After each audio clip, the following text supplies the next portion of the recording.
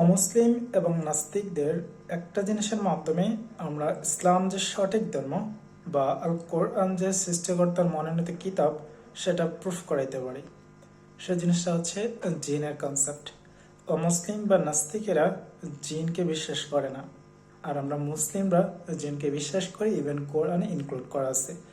তো এইটা একমাত্র বিষয় যে জিনিসটা মানে বিপরীত।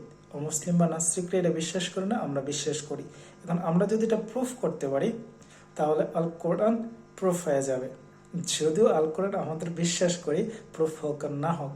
এখন বিষয় হচ্ছে অনেক হুজুর আছে, কবির আছে যারা জিনের মাধ্যমে অনেক কিছু করে থাকে। তো তারা যদি এই জিনিসটা প্রুফ করতে পারে তাহলে অমুসলিম বা নাস্তিক বিশ্বাস করতে তো একেবারে বাধ্য, কারণ জিনের কনসেপ্ট আল কোরআন ছাড়া অন্য কোথাও নাই। সো এটা করে না কেন?